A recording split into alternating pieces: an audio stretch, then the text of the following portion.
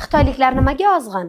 Hozir siz bilan bilib olamiz. 8 kun davomida Xitoy davlatining Shanxay shahrida o'z tajribamni Fudan universitetida oshirdim va ijtimoiy hayoti, ularning madaniyati, ovqatlanish tartibi hammasini ko'zdan kechirib, detoks sifatida o'z xulosalarimni berdim.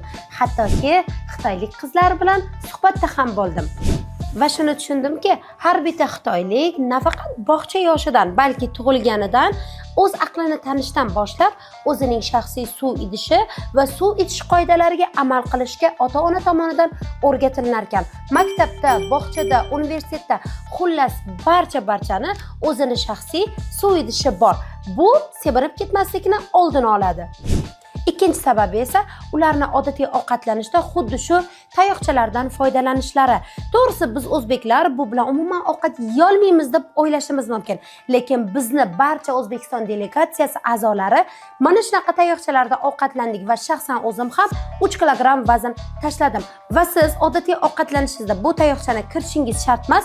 Shunchaki ovqat paytida iloji boricha luqmani kamroq og'zingizga solishingiz va uzoqroq chaynashingiz tavsiya qilinadi. Uchinchi sabab esa ratsionlarida deyarli un va un mahsulotlari, ya'ni sodda tili bilan non deyarli yo'q. Har bir xalqning o'ziga xos madaniyati va odatlari bor. Yaxshi va yomon tomonlari bo'lishi mumkin. Biz esa o'zimizga kerakli bo'lgan yaxshi odatlarni o'zlashtirsak agar, qomatimiz ham, sog'ligimiz ham joyida bo'ladi. Chunki har yerni qilma orzu, har yerda bor toshi tarozi.